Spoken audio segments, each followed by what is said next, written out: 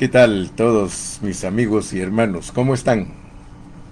Gracias a Dios que aquí estamos en esta mañana, listos para continuar estudiando la palabra.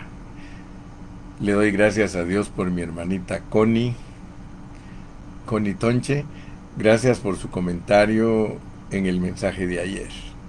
Ella me dice a mí, hermano Carrillo, yo pertenezco a una congregación de la fe apostólica del nombre de Jesús, pero yo he estudiado la palabra con usted y he aprendido muchas cosas que les he compartido a ellos. Pero lo que me llamó la atención es lo que dice. En la iglesia apostólica, hermano Carrillo, se lee la Biblia, pero no se estudia, no se escudriña. Y ese es nuestro error. Por eso estamos divididos. Por eso hay grupos. Porque no se estudia la Biblia, sino que se cree lo que los líderes enseñan, aunque esa enseñanza esté fuera de contexto. Pero gracias a Dios, porque nosotros somos personas que hemos alcanzado los fines de los siglos. Nosotros somos las personas que están viviendo hoy muy cerca del regreso inminente de nuestro Señor Jesucristo. Están pasando tantas cosas. En el Medio Oriente, en Israel, están pasando cosas tan fuertes que son señales que Dios nos da para que entendamos que en el tiempo que nosotros existimos se llama fines de los siglos. Estamos muy cerca de que nuestro Señor Jesucristo regrese a esta tierra, y por eso yo sé que nos está preparando. Por eso yo sé que Él nos está dando una palabra que es certera, una palabra que es pura. Porque, hermano, tenemos que entender que la Biblia dice que muchos los llamados, pero pocos los escogidos. Cuando estudiamos en el Antiguo Testamento la historia del pueblo de Israel, ese viaje que ellos hicieron a través del desierto y que nosotros ya lo estudiamos y lo estamos repasando, que son las 42 jornadas, allí se nos enseña que casi 1 millón de pueblos salió y todos se murieron a través del viaje y no entraron a la tierra prometida más que 2 varones, Josué y Caleb.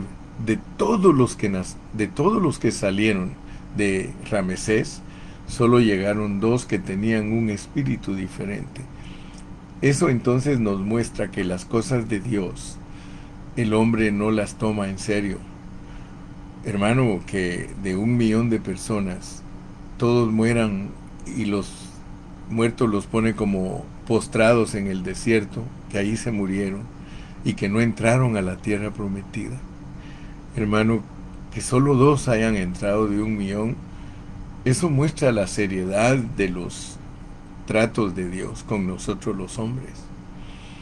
Muchos los llamados, pocos los escogidos. Este pueblo de labios me honra, mas su corazón lejos está de mí. Hermano, hay apariencia y hay realidad, pero seamos sinceros, seamos honestos. La mayoría de los cristianos vive una apariencia, viven una falsedad, viven una hipocresía, viven algo que no es genuino. Y lo más tremendo es que muchos de ellos conscientemente, porque como dijo alguien por ahí, Dios perdona la ignorancia, pero no tolera la necedad. Entonces, nosotros tenemos que estudiar la palabra con seriedad. Me inicio en esta mañana y me introduzco a ustedes en esta mañana con este pensamiento. Escudriñemos las Escrituras, estudiémoslas para que entendamos lo que realmente Dios está buscando de nosotros y renunciemos a vivir vidas livianas, renunciemos a vivir vidas de apariencia. Hermano, el galardón es grande, porque Dios nos está ofreciendo, aparte de nuestra salvación, un galardón, un premio de la victoria del supremo llamamiento. Entonces, vamos a continuar hablando de Mateo 1:16, donde dice que de María nació Jesús, llamado el Cristo. Ayer estuvimos tocando el capítulo 16 de Mateo y nos dimos cuenta que es un capítulo preciosísimo, extraordinario, porque allí el Señor Jesús le preguntó a sus discípulos: ¿quién dicen los hombres que es el Hijo del Hombre? Fíjese que nos debe de impresionar que no preguntó quién dicen los hombres que es el Hijo de Dios, sino quién dicen los hombres que es el Hijo del Hombre. Y de acuerdo a la respuesta del apóstol o de los apóstoles fue que los hombres dicen que él era un profeta. Y eso nos debe de llamar la atención, porque los hijos de hombre son profetas.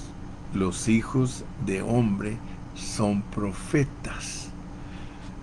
Cuando el Señor Jesús le dijo a Pedro: no te lo reveló carne ni sangre, fue que él le dijo: tú eres el Cristo, el Hijo del Dios viviente.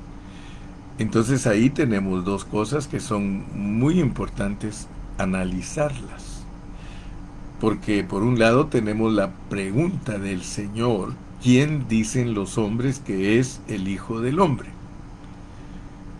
Los hombres saben identificar a los profetas, lo cual significa, hermano, que uno que habla por Dios, los hombres lo identifican como un profeta. Entonces los hombres decían que Jesús era un profeta. Y gracias a Dios por ello. Porque al estudiar uno toda la palabra de Dios, uno se da cuenta que, por ejemplo, a Ezequiel, Dios le llamó hijo de hombre, porque él era un profeta y hasta le dijo: yo te he escogido como profeta. Entonces, vamos a analizar bien todos estos asuntos, porque yo te dije que estos son detalles, no son generalidades, son detalles. El hermano Carrillo tiene la carga de estudiar la palabra de Dios detalladamente.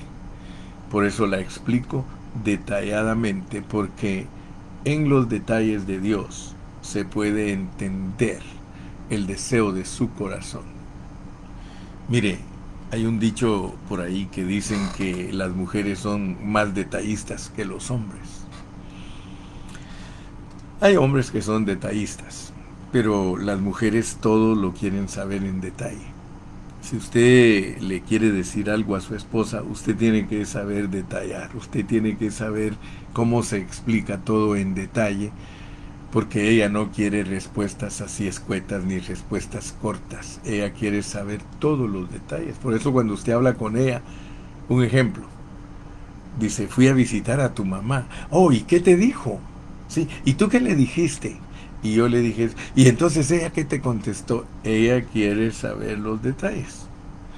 Entonces Dios es detallista porque nos da una Biblia llena de detalles para que nosotros entendamos detalles.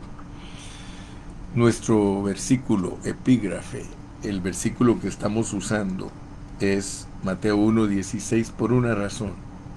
Porque ahí se nos dice que de María nació Jesús, llamado el Cristo. Entonces, el propósito de las 42 generaciones, el propósito es porque Dios quiere que nosotros sepamos cómo nace Jesús, llamado el Cristo. Jesús, llamado el Cristo, es Dios hecho carne. Nosotros tenemos que ver a través de otros versículos cómo es que Dios se hizo carne. Por ejemplo, Juan 1:1 dice: en el principio era el verbo, y el verbo era con Dios, y el verbo era Dios. Y el versículo 14 dice, y aquel verbo del capítulo 1 y verso 1 se hizo carne.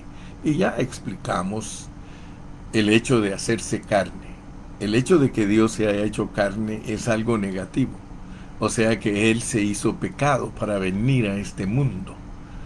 Y por una razón se hizo pecado. El Dios que es luz, el Dios que no hay tinieblas en Él, el Dios que es 3 veces santo, se hizo pecado. ¿Por qué? Porque Él hizo un plan en el que su creación, sean ángeles, sean dominios, sean principados, sean hombres, tenían que caer.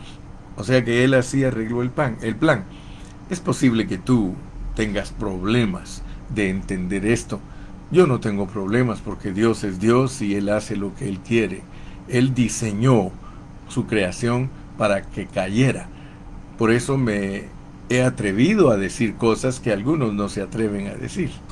Por ejemplo, yo he enseñado que Dios crea, Él corrompe y Él restaura. Ese es un principio fundamental de Dios que yo lo he entendido.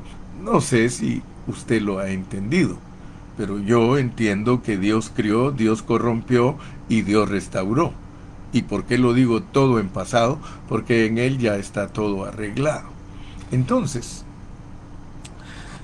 entendiendo que las 42 generaciones Dios las revela para que nosotros entendamos que Él iba a nacer en este mundo. A este mundo tenía que venir un hombre, fíjese, un hombre que rescatara a los hombres de su caída.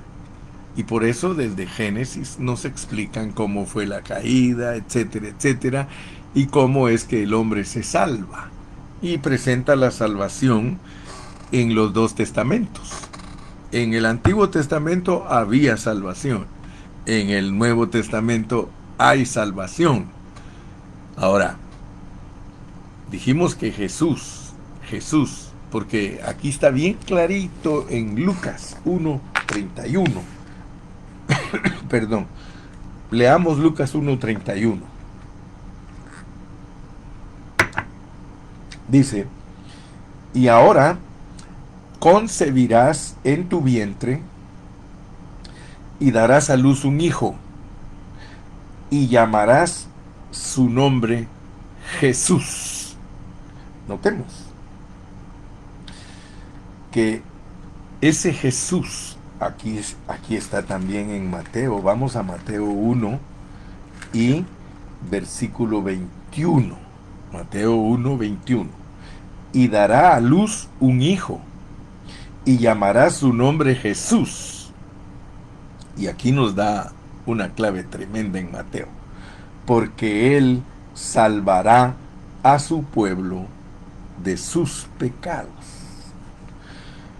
La gente se pregunta cómo se salvaban las personas en el Antiguo Testamento. Y nosotros tenemos que tener todo eso muy claro, porque el pensamiento de algunos es de que la gente en el Antiguo Testamento se podía salvar por guardar la ley. Pero nosotros entendemos por medio del apóstol San Pablo, nosotros entendemos que por medio de la ley no se puede salvar nadie. Mire, vamos a leer porque yo quiero que usted esté bien claro, porque en el último mensaje estuvimos hablando de 3 elementos que posee el nombre Jesús. O sea, ese nombre Jesús tiene 3 elementos que son muy importantes entenderlos. El primer elemento es que Él es el Salvador. El segundo elemento es que Él es la salvación. Y el tercer elemento es que Él tiene un nombre que es sobre todo nombre. Pero escúcheme por favor, porque voy en una forma específica. Tenemos que entender que Jesús es el Salvador. Tenemos que entender que Jesús es la salvación. Y tenemos que entender que ese nombre Jesús, el cual muchos desprecian, sea como se diga en otro idioma, no cambia. Yo me llamo José y si en inglés me dicen Joseph, ese es el equivalente. Si me dicen Joe, ese es el equivalente. Si fuera en italiano, me dicen Giuseppe. Bueno, yo quiero que ustedes vean, porque muchos alegan cosas que no tienen nada que ver con la realidad del Evangelio. Los mesiánicos alegan y dicen que nosotros usamos el nombre Jesús y el que deberíamos de usar es Yeshua. Yo estoy de acuerdo, Yeshua. Si yo predico en hebreo, pues voy a predicar en hebreo y es Yeshua. Pero si yo predico en español, señores, disculpen, en español es Jesús. Entonces, dejemos de niñerías y dejémonos de tantos brincos estando el suelo tan parejo. Así dicen en el país donde yo nací. ¿Cómo tú me estás allí dando tantos brincos estando el suelo tan parejo? Hermano, Dios no nos dejó a expensas de que por fuerza tenemos que estudiar la Biblia en hebreo y en griego, en los idiomas originales, para entenderla. No, señor, no, señor, disculpe. Pero volvamos al punto que quería tocar, porque cómo se salvaba la gente en el Antiguo Testamento es muy importante saberlo. Y cómo se salvaba y cómo se salva la gente en el Nuevo Testamento, porque debemos entender eso, hermano, porque Jesús quiere decir Salvador, y Jesús quiere decir salvación, y Jesús es un nombre que está sobre todo nombre. Nunca se te olvide esos tres elementos. Esos son tres elementos del nombre de Jesús.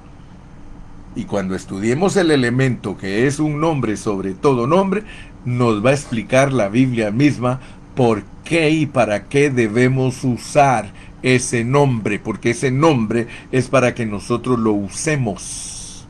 Debemos usar ese nombre. Pero no vayamos a caer en el error de muchos que creen que usar ese nombre es pronunciarlo. No, no, no, no. Jesús fue muy claro con los fariseos y con los saduceos, que eran los líderes del pueblo de Israel, para enseñarles la palabra. Ellos eran doctores.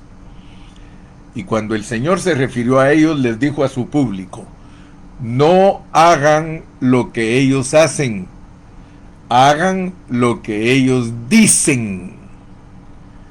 ¿Por qué, hermano? Porque Israel fue un pueblo que honró a Dios de labios.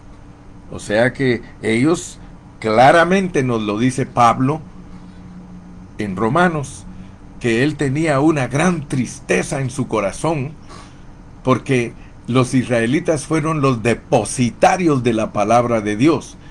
A ellos les encomendó Dios la palabra, para que ellos la expresaran con pureza. Pero quiero decirle que ellos lo hicieron con pureza de labios, pero sus hechos siempre, lo mismo que te estoy diciendo al principio de este mensaje, que tenemos que pedirle a Dios vivir una realidad y no una apariencia. Una apariencia, hermano, es una hipocresía, es decir una cosa y vivir otra. Entonces estamos en el tema, estoy ocupado en entender lo que es nuestra salvación, porque Él salvará a su pueblo de sus pecados. Entonces, si estamos estudiando el nombre Jesús, más nos vale que sepamos lo que es Jesús para nosotros. Y por eso insisto, no estamos hablando de que se dice Yeshua, porque muchos están bregando con asuntos triviales, están en las ramas y nunca van al tronco. El tronco, la realidad, la verdad, la pureza es de que para nosotros los que hablamos español, el nombre que es sobre todo nombre es Jesús. ¿Ok? Si yo fuera hebreo sería Yeshua. Pero yo no soy hebreo de raza, soy hebreo de corazón. Tengo circuncidado mi corazón, no mi prepucio. ¿Ok? Entonces, entendamos claramente cómo se salvaba la gente en el Antiguo Testamento.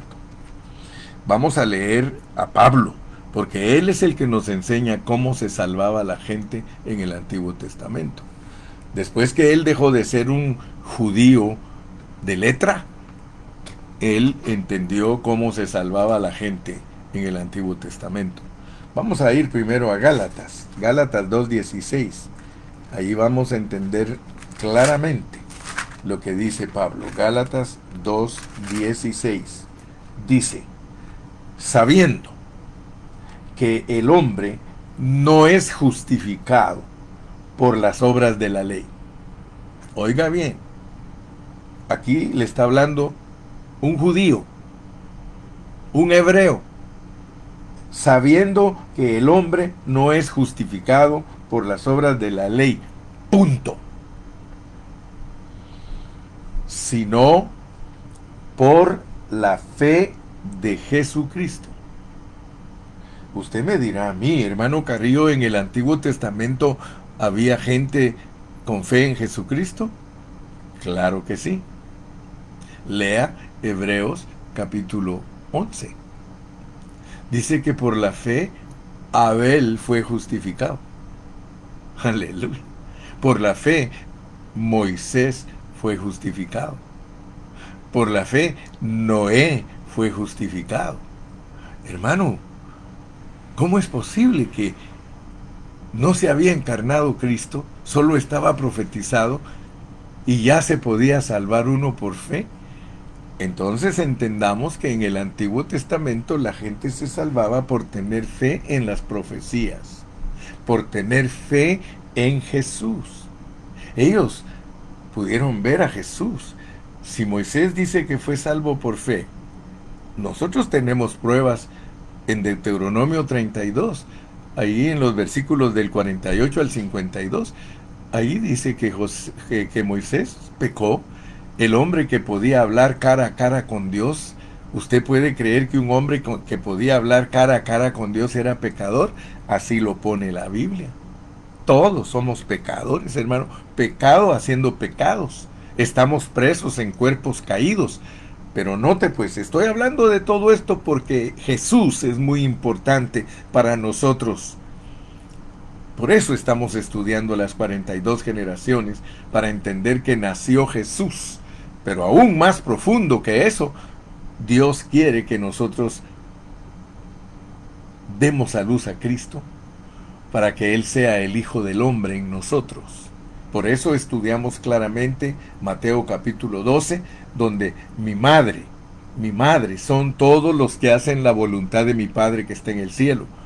Lo cual significa que el mensaje de Mateo es profundísimo, porque no solo nos registra el nacimiento físico de Cristo, sino que nos registra el nacimiento espiritual de Cristo en los gentiles y en todo aquel, sea del Antiguo o del Nuevo Testamento, que tuvo fe para creer en Jesús. Aleluya. Sabiendo que el hombre no es justificado por las obras de la ley, sino por la fe de Jesucristo, nosotros también hemos creído en Jesucristo para ser justificados por la fe de Cristo.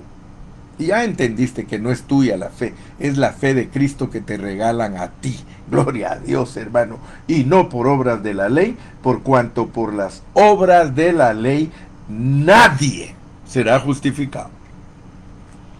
Yo no sé por qué los judíos no captan eso, hermano.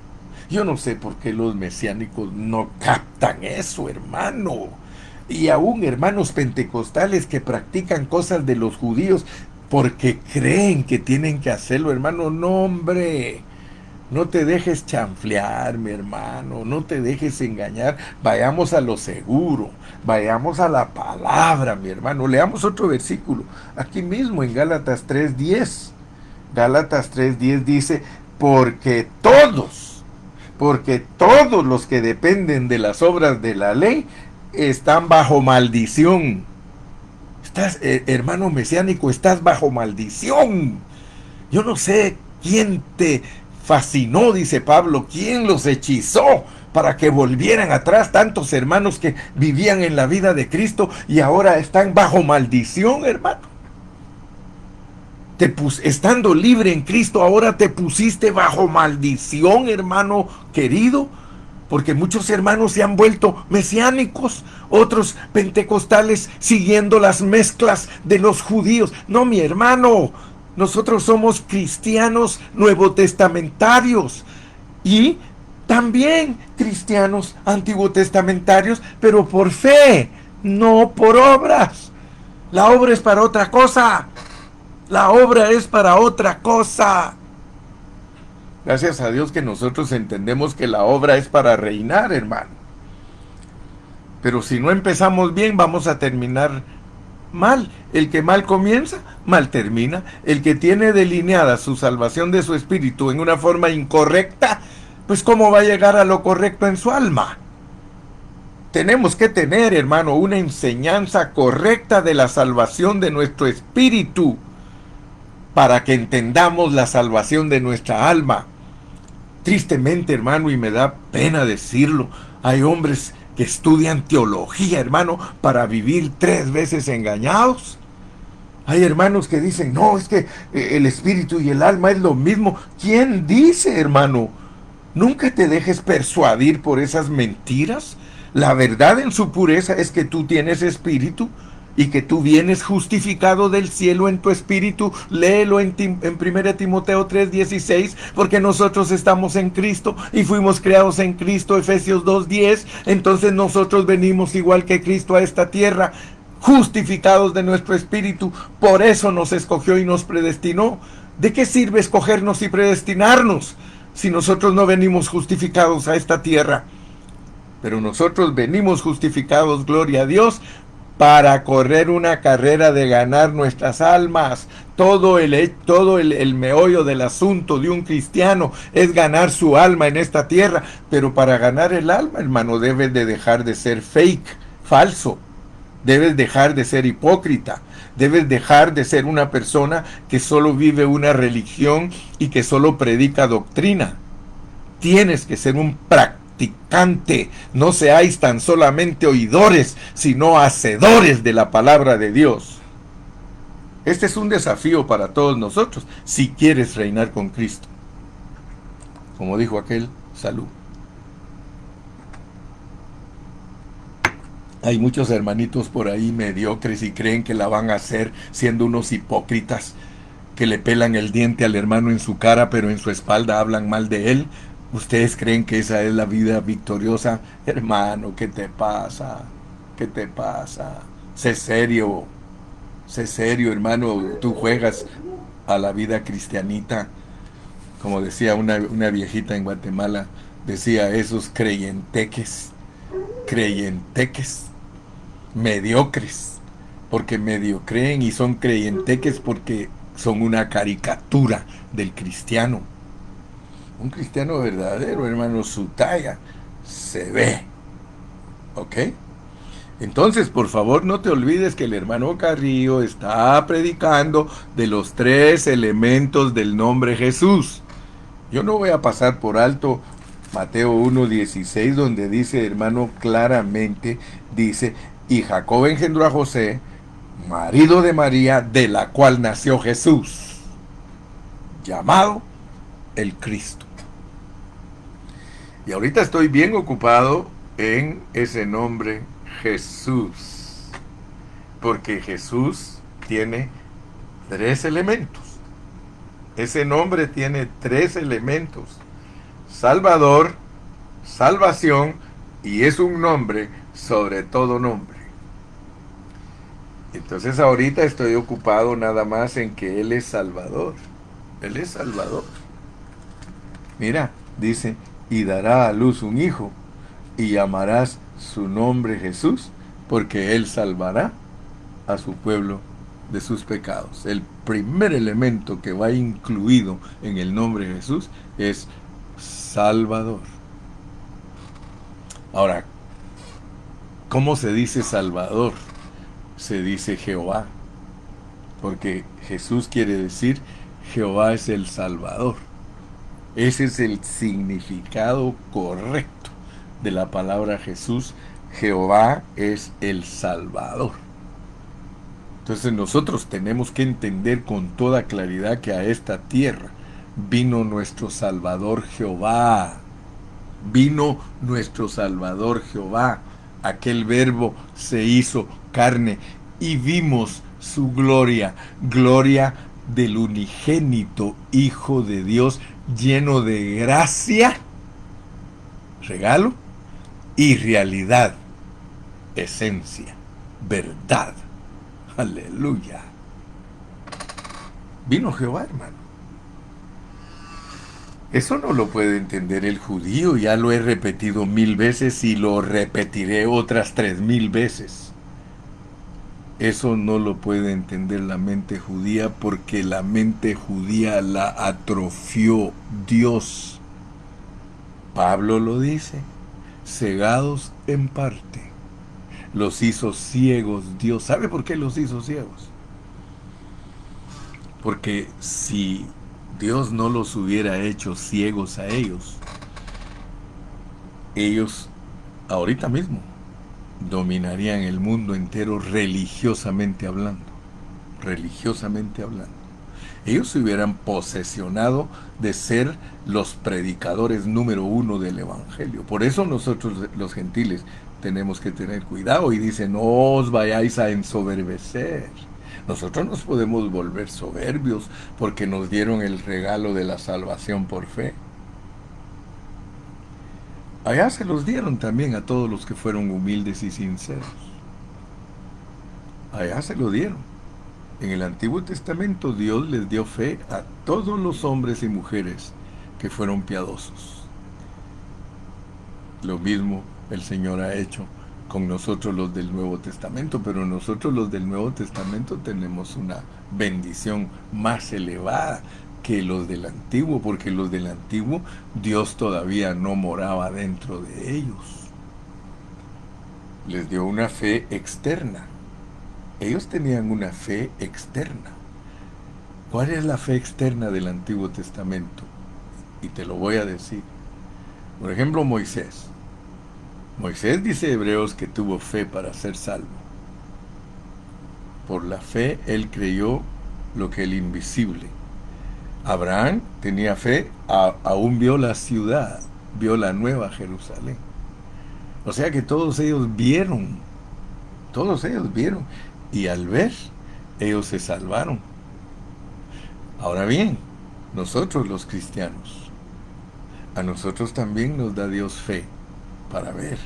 Después la fe, la certeza de lo que se espera, la convicción de lo que no se ve. Ellos en los sacrificios que estaban haciendo, ellos vieron a Jesús. Mire qué diferencia. Todo el del Antiguo Testamento que tuvo fe, él no fue persuadido en su mente de que la ley lo justificaba, sino que obedeció la ley haciendo sacrificios. Él miraba en el corderito a Jesús. Él miraba en la sangre el perdón de los pecados. Él miraba en el tabernáculo la presencia de Dios. Miraba, es que la fe es ver. Ellos miraron en figuras la realidad. Ahora nosotros en el Nuevo Testamento estamos más avanzados. Por eso no los perfeccionó a ellos aparte de nosotros, porque todo el cuerpo de ambos pueblos Él hace uno y perfecciona a todos con los últimos. Lo primero lo va a perfeccionar con los últimos. Así como los discípulos pasaron 3 años y medio de tribulación cuando predicaron a Cristo, faltan 3 años y medio por cumplirse en el fin, que el Señor va a levantar discípulos con una gloria mayor que la primera. La gloria postrera será mayor que la primera, pero seremos perfeccionados por las aflicciones. Ah, hermano, faltan las aflicciones en el cuerpo, hermano. Aflicciones de Cristo con sus discípulos en su primer venida, aflicciones de Cristo y sus discípulos en su segunda venida. Pero todos ellos, todos los que eran hombres y mujeres de fe del Antiguo Testamento, ellos vieron, cuando les dijeron que echaran sangre en el dintel, para que el ángel de la muerte no los alcanzara. Ellos por fe pintaron, pero ellos creyeron que esa sangre, que era la sangre de Cristo, los libraba del juicio de Dios. Aleluya. Ellos lo vieron, lo disfrutaron. Ahora nosotros lo disfrutamos en una dimensión más elevada, porque ahora nosotros ya tenemos a Dios dentro de nosotros. Pero tanto ellos como nosotros vivimos por fe, gloria a Dios. Entonces no se olvide que este mensaje es para hablar de 3 elementos que están incluidos en el nombre Jesús. En el nombre Jesús. Entonces por eso el primero es Salvador. Nació el Salvador. Nació el Salvador. Cuando Jesús nació en Belén, nació el Salvador aquí en la tierra como hombre. Y todos sabemos que Él vivió 33 años y medio en esta tierra, en una forma maravillosa y gloriosa. Pero murió en la cruz. Y al resucitar, esa vida gloriosa de un Jesús perfecto estaba incluida allí en ese cuerpo glorificado. Entonces Jesús resucitó glorificado con una vida triunfante de hombre, con una vida triunfante de hombre. Por eso Hebreos dice que Él se compadece de nosotros, porque Él vivió tentado en todo, pero nunca pecó. Eso lo hace ser el Salvador. Eso lo hace no solamente ser el Salvador y ser nuestra salvación, eso lo hace heredar un nombre que nos va a servir a nosotros, porque ese nombre es sobre todo nombre. Y mañana, si Dios quiere, vamos a entrar ya a ese nombre que es sobre todo nombre, para que tú lo sepas usar. Porque hay muchos, para vergüenza lo digo, para muchos es vergüenza porque no saben usar el nombre de Jesús.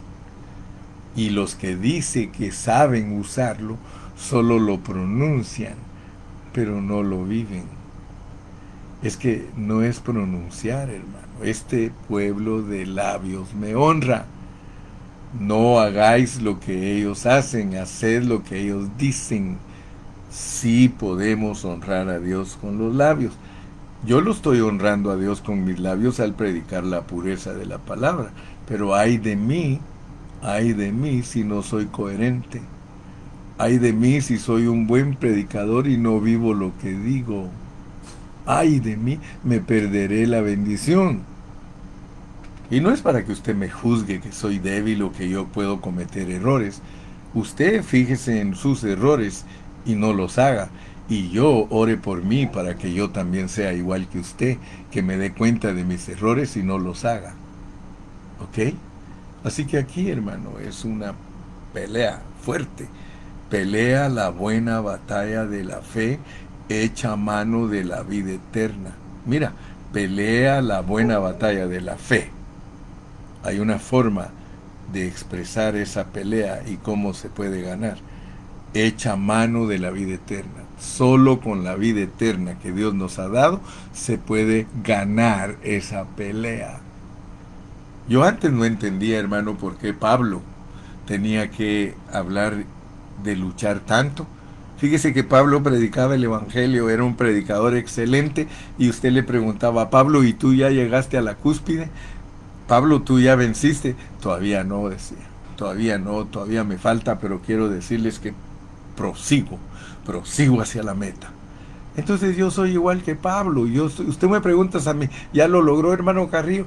Yo le diría, a veces sí, fíjate, y a veces me doy cuenta que todavía no. Porque hay veces, hermano, que nosotros logramos vivir en la cúspide. Logramos en realidad experimentar la vida de Cristo, porque eso es predicar con poder. Predicar con poder no es gritar, ni siquiera es hablar elocuentemente. Predicar con poder no es que haga sentir usted erizarse la piel en las personas cuando usted habla. No, no, no. Predicar con poder es que usted vive la vida de Cristo y que esa palabra que usted está diciendo es coherente. usted no solamente la sabe hablar, no solamente honra a Dios con sus labios, sino que también lo honra con su vida práctica, con su vida, la forma de vivir. Por eso es que estamos peleando esto.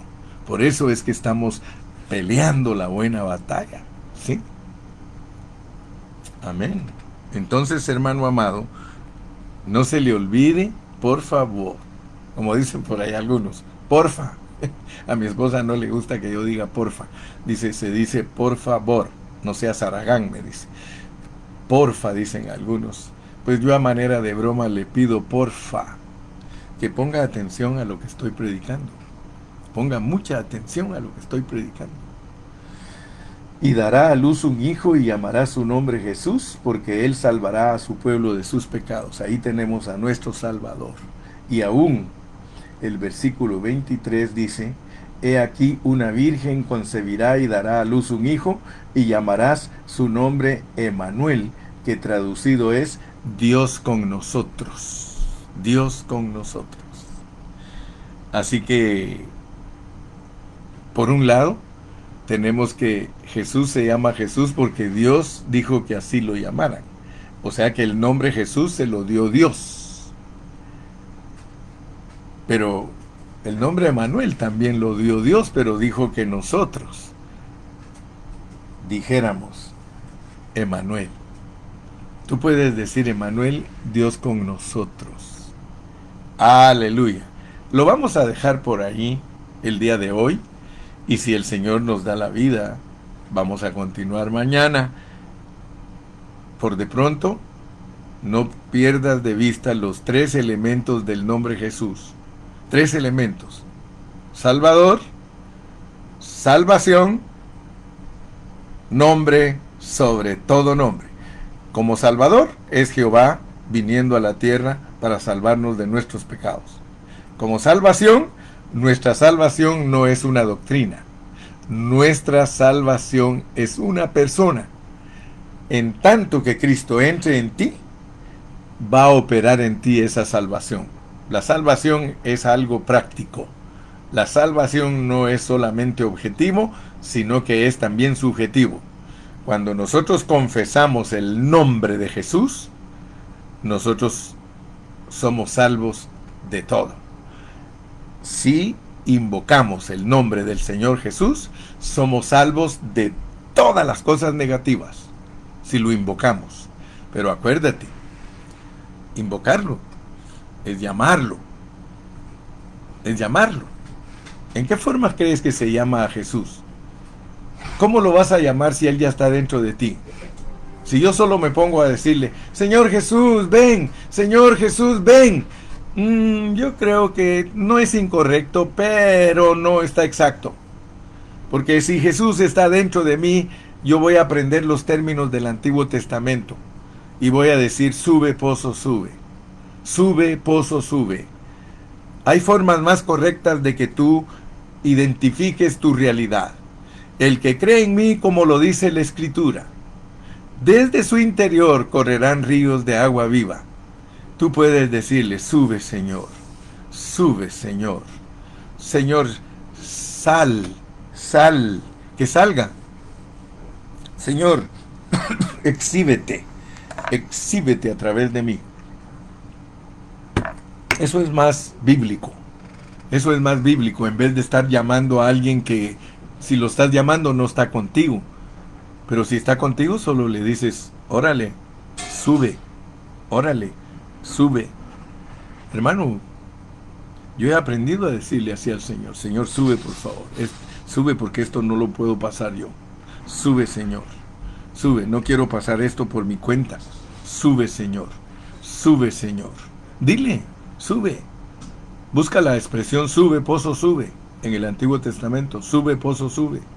Busca Juan 7, 38, 39, donde dice que el que cree en Él, como lo dice la Escritura, desde su interior correrán ríos de agua viva. Dile, corre río, corre río. Hay un río de vida que fluye en mí, me dio sanidad, la, la, la, la, la. Hay un río de vida que fluye en mí. Que fluya. ¿Tú sabes que el río es Cristo? El río es Cristo. Sube, corre, sube, corre, sube, corre, sube, corre. Ya deja las expresiones de tratar de llamar a Dios como que estuviera en el cielo. Hermano, ahí está su trono. Pero tú tienes que tener un trono aquí en tu corazón.